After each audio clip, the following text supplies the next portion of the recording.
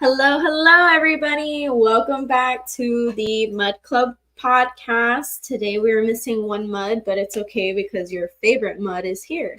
So I'm super stoked about our special guest today that will be coming on to our podcast.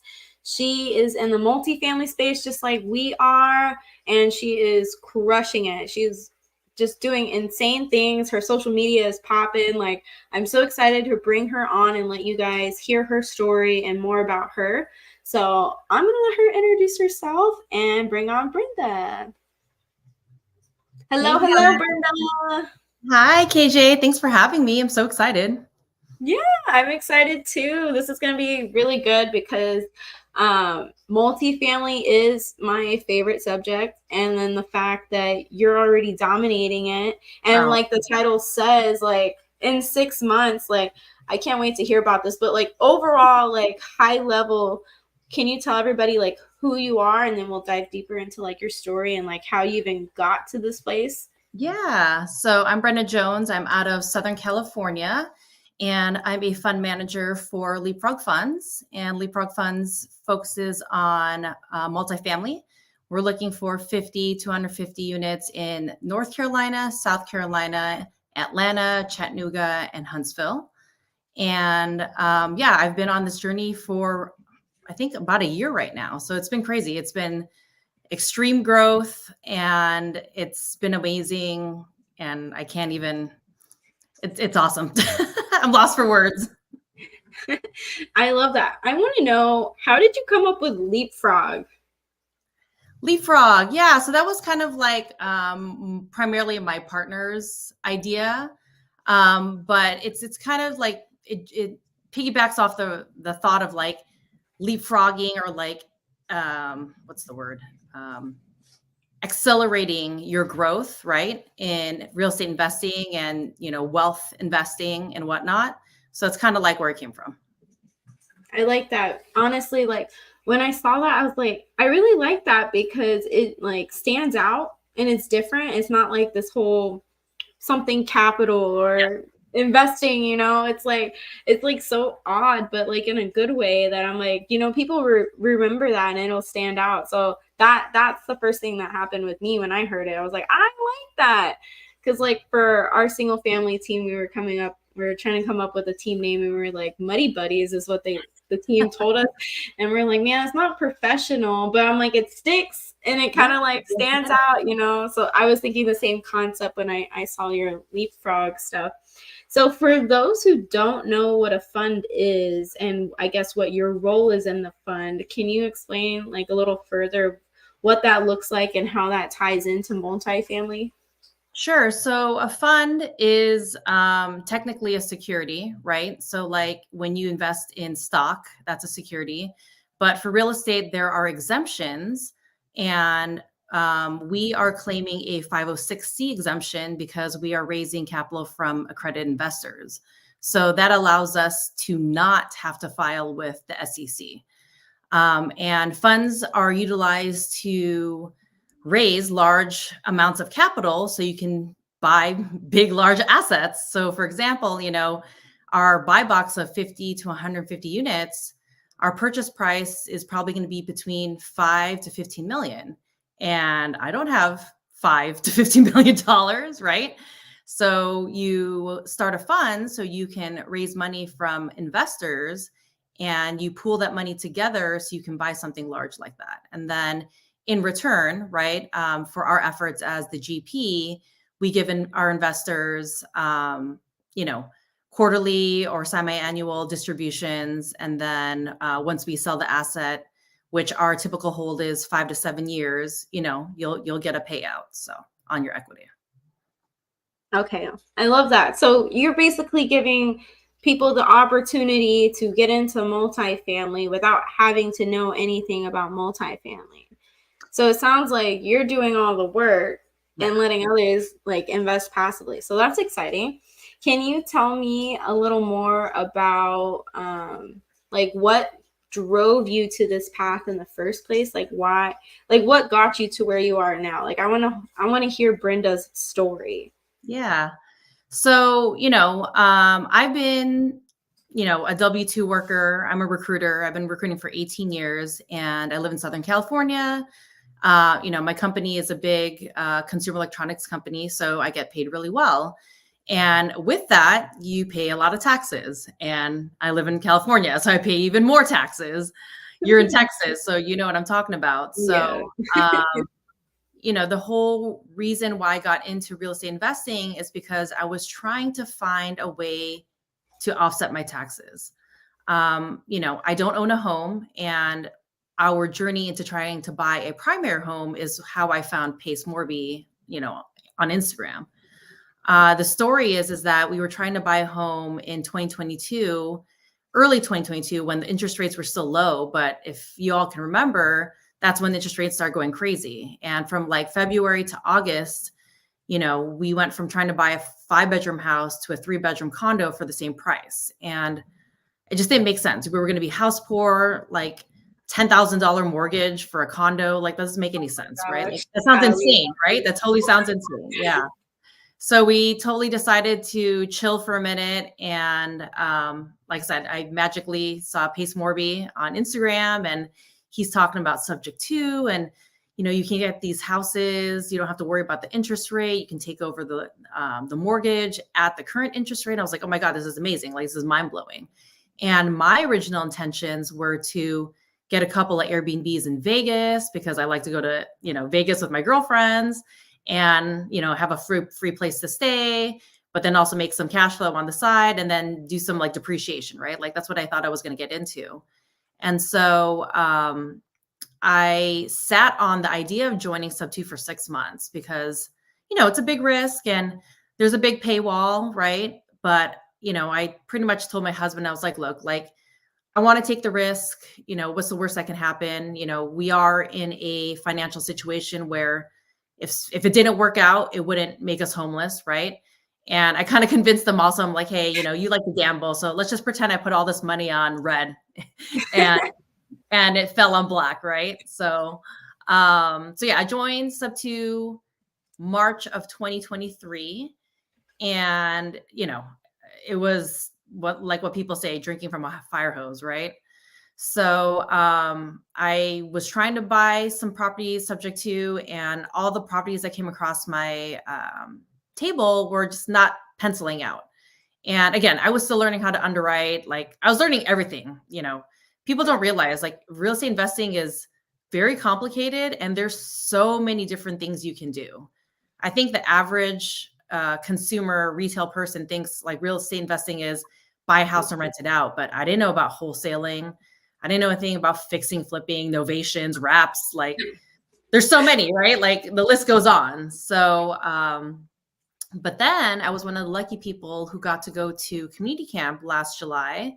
And for those who don't know what that is, that was like a collective, real estate weekend with Pace and Jamil and Vina and Jerry Norton and Henry Washington.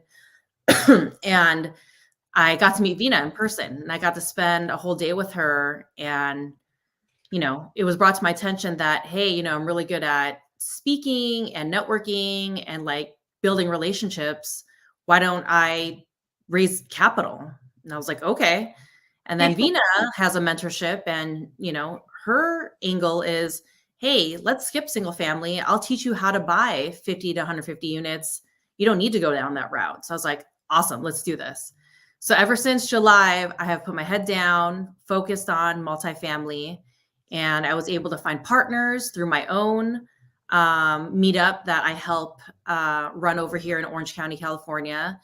And now, 6 months later, we have a fund and we're raising 8 million. And, the goal is to acquire 2 assets in those markets. Like I mentioned, North South Carolina, Atlanta, Chattanooga, Huntsville, and then just keep on doing it, rinse and repeat.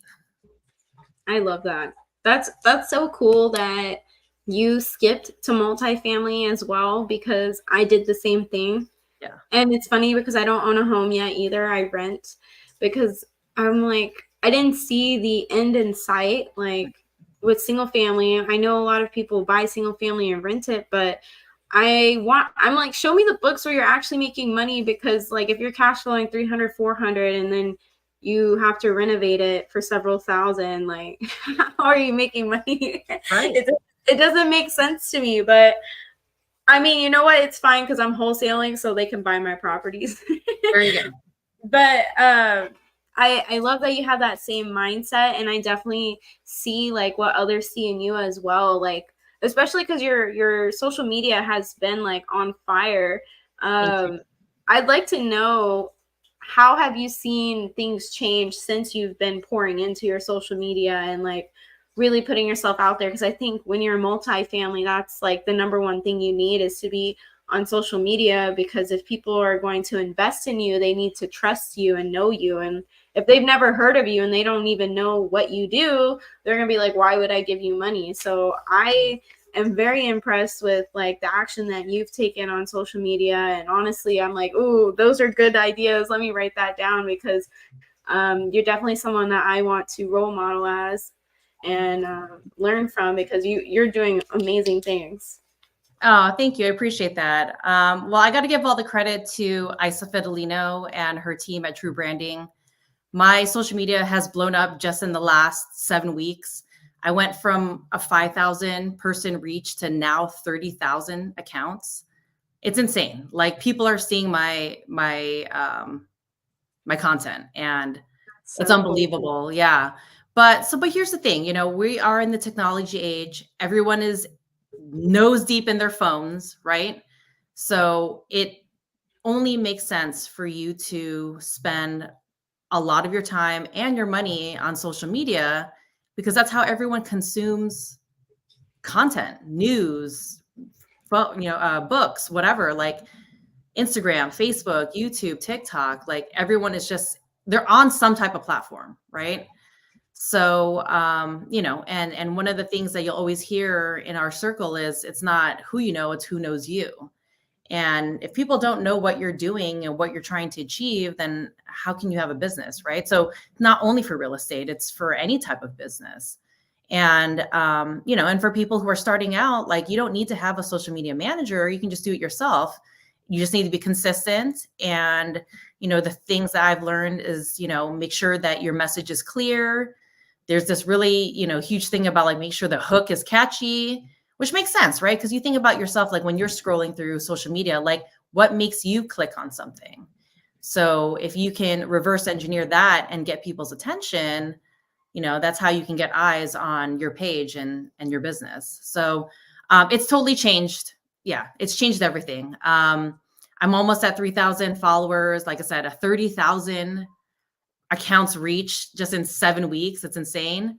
And, let me think about it. I have at least 5 to 10, Zoom calls a week with either potential investors or brokers. And that's just with the little amount of I'm posting, which is twice a day, but there's people who are posting 5 times a day, right? So imagine. So I would like to get to a point where, I'm getting maybe double that in ROI, but it still takes time. But I encourage anyone to just start now. There's it's never too late. Would you say that that you're getting a lot of investors from social media and doing all of that, that people are reaching out to you saying, hey, I want to learn more about this, and then you're getting on a call with them? Yeah. I'm getting a lot of calls. They want to learn more about the fund, or did they just want to learn about multifamily? Like, they only know about single family. So, how do you even get into it? What is, like, the same thing you were asking me, what's a fund? Leapfrog Funds also does like a monthly webinar. So we try to educate our investors as well. So, I'm definitely getting a lot of attention for all that type of information. I'm writing down questions that come to mind. No, this is great information. I love, like, I really want to follow in your footsteps with the social media, because I've been telling myself, because I've been doing it myself, data has been helping me as well. I was like, just post one thing a day. I was like, if I just post one thing a day, I was like, if I just start in the habit of like, okay, it's not perfect. Yep. It's not the best. sometimes the quality isn't good, or maybe the message isn't perfect, but I'm going for imperfect action and creating that habit of like, I need to post today, you know, and it has been setting in. And so now I'm like, okay, how can I make it better? You know, eventually I want to get to a point where I can hire Isa as well. But like you were saying, those who aren't at that point, aka me right now, you know, I'm like, how can I get it together and figure it out? So like for those listening, take it one step at a time, one thing at a day. So that's where I'm at. I was like, so um I see the importance in it, and that's Well, so exciting. here's something, yes, here's something that like can make you feel better. Like, don't worry about it, because honestly, no one's even watching. Because there's so many times I'm like, oh, did you see my reel? And they're like, no. I'm like, okay, like that sucks, like again. So that's why like don't be worried about being judged, because most people are not watching. And when they do see it, again, people are scrolling, their phone is on or the volume is down, right? So your biggest critic is yourself, and you're the ones holding yourself back. So just put it out there. Like for me, like I want to work better on storytelling, especially like on actual Instagram stories, right? Kind of like documenting my day to day. I've improved on my videoing skills or speaking skills with the camera, but like I want to do more like of me versus just like real estate stuff, because you still want to have the audience get to know you, right? So those are things like I'm working on. Yeah, no, that's good. That's good. Cause I kind of wanted to do like long form content, because YouTube is so powerful. I think, I don't remember who I was listening to, but I think it was maybe Jerry. He was talking about how like YouTube is a search engine, like even though we're pushing so hard on Instagram, like if you go hard on YouTube, then that stuff's always there if anybody searches it, versus like once you post it on Instagram instead. So I was like, oh man, now I gotta post it on YouTube. So I was like, okay, don't get overwhelmed, one thing at a time. Well, but there's definitely Google, a lot to grow. Google owns YouTube, right? So if you Yeah. put all your content on YouTube and someone Googles how to get into multifamily, Google's going to push YouTube always first versus any other platform, because that's their company. So yeah, YouTube is the way to go. I would love to like do long form, but it's hard, right? And that takes a lot of production and whatnot. So what you're doing right now is the easiest entry into long form on YouTube, is doing the podcast. That's what I'm doing. This is my take action. Yep. You're doing great. You're on what, episode 30? That's amazing. I have like almost 100 videos. Like I've been recording my journey in multifamily, but like my podcast I made official. But that's amazing. Yeah, I'm just taking imperfect action. But anyways, I want to go back to you starting the fund. What was it like? How did you know who to choose as your partners? What were like some expectations that you set between the partners? And I kind of just want to know like the structure of like, okay, what should I expect going into a fund? How do you delegate roles, things like that? Sure. So I found my partner through a meetup, and I was the only one. So it was our OCJV meetup. It was the one that Kevin Cho came to in Garden Grove. And I was the only one there at the time, which was, let's say, September-ish, that was talking about multifamily. So we connected, and, we stayed in touch. And I told him, I'm like, hey, you should go to Vina Jetty's masterclass in October. And we're talking about last year. She's the mentor, and she's going to go over how to start a fund and invest in multifamily and raise capital and all the good stuff. And so he went to masterclass, and that was in October. So it still took us another 3 months to essentially date each other, right? To make sure that we'd be good partners. So I brought my family to their house, and we just had dinner that night. We didn't even talk about business. We just wanted to see like, hey, like, Are we good people? Do we vibe? Do we have the same values?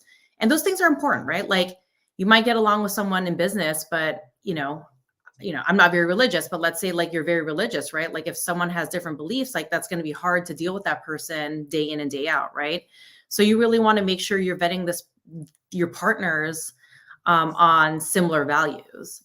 And conveniently, we live 5 minutes away from each other, so that makes it very helpful. And then, yeah, so in January is when we launched the fund. And then the way we structure the fund is, like I said, I work for a tech company. My investor avatar is tech professionals. And my other partner also works for a tech company. So we both have the same type of network, right, that they're targeting. And so I am in charge of raising capital, investor relations, and broker outreach.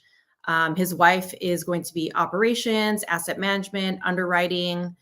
My partner will be in charge of capital raising, business in general. And then ICE is actually also part of our fund, where she's in charge of our social media and investor relations. So everyone has their part that they contribute. I like that. That's cool. So you're taking down these yourself. This is not a fund of funds. This is No. You brought in the people to help operate the deal. So I love that because I fit in a lot of like your role. I enjoy doing the acquisitions and the capital raising, but the operations, because we have 3 properties and we're seeing firsthand that like, nope, not for me. It takes a very specific type of person, and it's a whole job in itself. That's a whole job in itself that you may not get paid for quite some time, depending on the strategy that you're doing. If you're doing a value add and have to stabilize the property and things like that. So yeah, I'm in the same lane as you.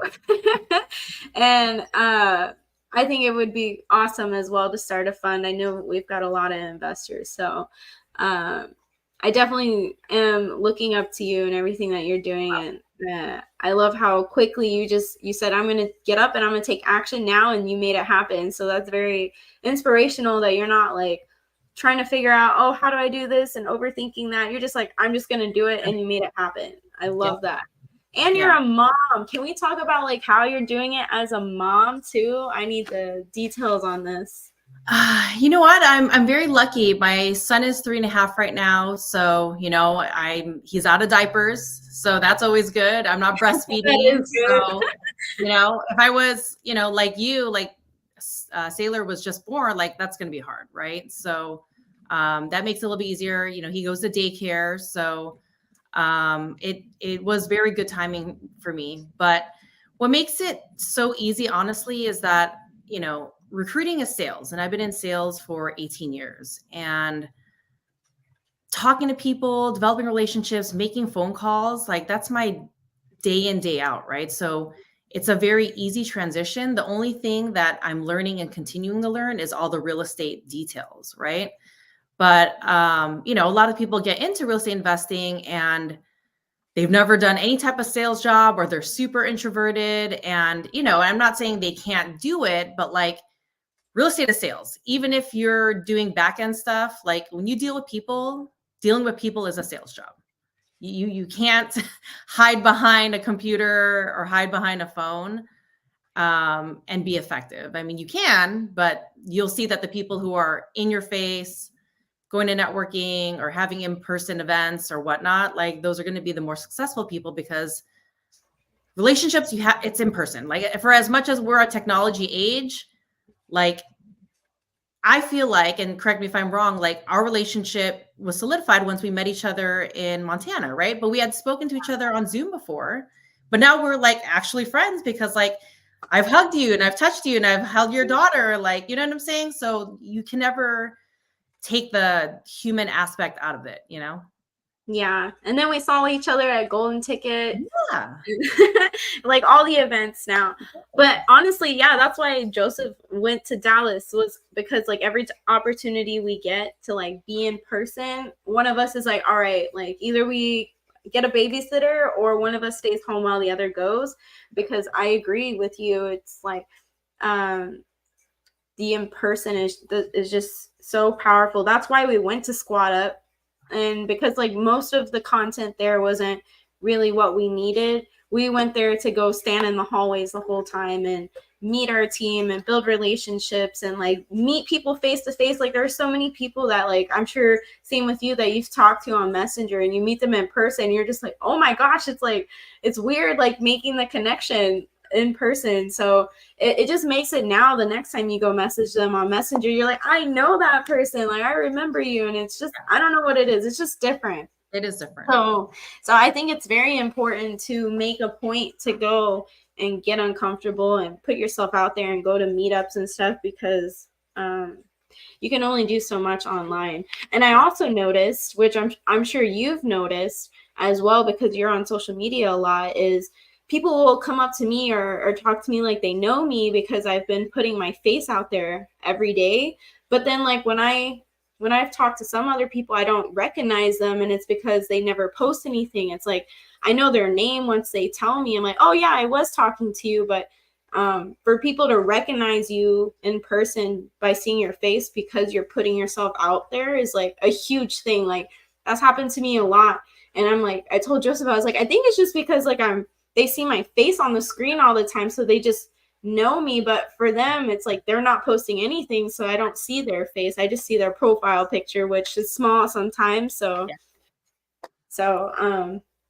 that's super important. But since we are talking about in person, I would like to direct to like your meetups that you've put together and how you started that, what you're doing with it, and like the kind of success that it's bringing to you now.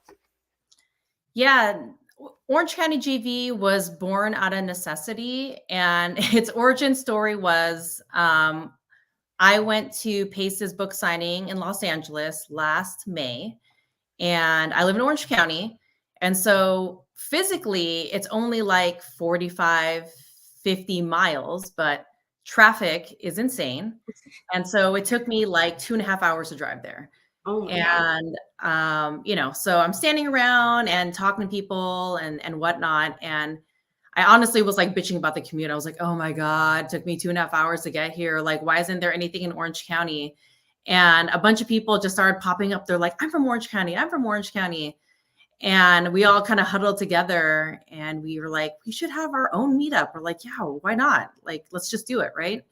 And literally 2 weeks later, we all met together, and it was 11 of us. So we met at the Fashion Island Mall food court, and we just sat around in a big circle and like introducing ourselves and talking about like our experience. And it ranged from me, who had zero experience because I had only joined Sub2 like a month and a half ago, to people who were, private equity people that had sold businesses and other business owners. And then some people that were just like a real estate agent, and just a, diverse group that had all different backgrounds. And again, so it's been a year and we've grown that Facebook group to almost 1,000 people. Oh my God. That's amazing. Yeah. And then we were meeting bi-weekly every 2 weeks religiously. And we grew our in-person meetups like on a regular basis, 30 to 50 people. And then we had 4 Sub2 leaders come like in January. It was Samsung, Noah, Marco, and Jonah. And we had 100 people at our meetup. And our meetups are usually at this small office of one of our other leaders because, again, you don't get paid to run a meetup, right? So it's for free. And we were like spewing into the hallways and had no space, not enough chairs. And it was amazing. So my biggest advice for people who are getting into real estate investing is find that community. And if you can't, make your own. We literally made our own. There was 11 of us. We all got together. And again, for me, having zero real estate experience, having that accountability and commitment to meet these people every 2 weeks is how I grew and learned. And for months, I didn't know anything. And I felt insecure. I was like, I don't know, like I can regurgitate the words, but I don't know what it means. But then now it's been you fast forward a year later and look what I'm doing now, right? So it didn't happen overnight, but it happened every day and every 2 weeks when I was meeting these people. And OCJV is how I met my business partners, right? And I fully believe that I'll find a lot of my investors from OCJV, right? Because now they're my friends and they trust me. So again, like developing these relationships, you need to put in the time and care. You can't just call someone and be like, hey, I need 300K, which is actually a true story. I'm not going to call this person out, but I had met one person in community camp, and the guy calls me 2 months later with no contact in between. He's like, yeah, you said Orange County has lots of money. I need 300K. And I was like, what the heck? Like, did you even ask if I'm like okay and how everything was? So that's not how you raise money, people. Oh my gosh, it's so funny. And some people too are like posting in the group and they don't know the regulations. I'm like, oh my gosh, I'm like, you're gonna get in trouble. Yeah, that's fun. But I love that you are seeing a lot of success from the meetups, because now that I'm a regional leader for the Houston group, I kind of took charge on doing the meetups. I've found that I really enjoy being creative and doing events and stuff. And I'm already seeing like lots of JV deals come in from that, of people just saying, hey, I need help, and people reaching out to me and stuff like that. So I think hosting meetups is just as important. Like with it combines with the whole in-person thing, especially if like you're going to raise capital, honestly, any aspect in real estate, because you need buyers, lenders, you need title people, you need investors, partners, all of the above. That's where you're going to find them, not behind your computer screen. Exactly. But yeah, I've loved your stories. I wanted to wrap it up here because I know we're going a little over, unless you have anything specific you'd like to talk about. But I would love to know, like, if you have any, I forget what Joseph calls them. He always does this part of the. What is he saying? There's a word for it. Basically, if you have anything you want to shout out, it'll come to me later. Yeah. I mean, I want to shout out, Sub2, Multify, RPM. Those are the 3 communities I'm a part of. If it wasn't for them, right, I wouldn't be here. And all the friends that I've made through this journey, like, it's so funny. It's very cliche, but it's like getting in the community of like-minded people. It supports you, it drives you, it makes you feel like you're not crazy. And these communities, they harbor the fact of like they want to give back, and they want to share, and they want to help. They don't gatekeep. Other groups are like, oh, I'm going to keep my secrets to myself because I want to be rich and you can't be rich. And I think Pace and Vina and Amy did a really great job with that. And hopefully, people can do the same. Like that's what we do in OCJV, right? Like I said, I don't get paid, and I dedicate hours. I don't even know how many hours to. It's like our meetups start at 6:30, and there's times I come home at like 11 o'clock at night, and I'm not getting paid to do that, right? So I'm developing relationships, I'm answering questions, and and it's all in hopes for it to come back to me, right? Because that's what we do in these communities. So yeah, honestly, I love that you said that and mentioned it, because that's actually something like how they're all setting the tone of like, first off, having the right mindset, abundance mindset, and not about like scarcity of like there's not enough. Yeah. And then the other thing was like this person that I know, I don't want to share too many details in case they see this. Yeah. but they were pretty much like shunning away someone for help because they were expecting to get paid, and then posted about it. So I messaged that person because they shared the number, and I called that person and I said, hey, I saw you were asking for help and didn't get it. How can I help you? And that's so awesome. Then I was able to talk to him and possibly get some deals.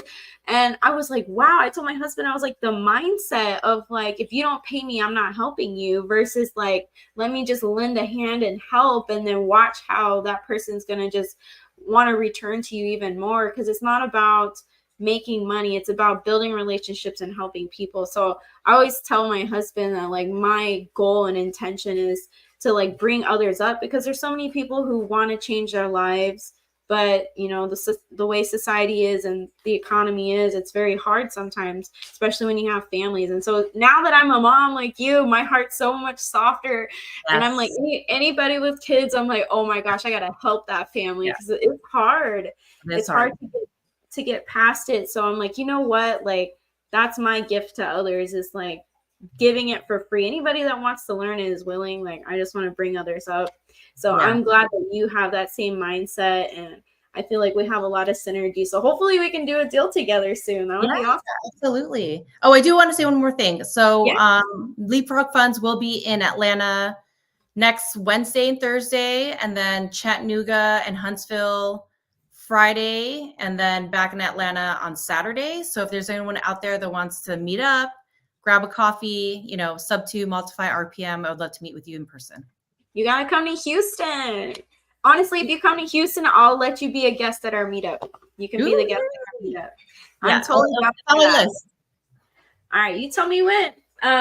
Also, I saw Justy in here said, when are we doing the next Houston meetup? It should be May 18th. No, 16th. It's a Thursday.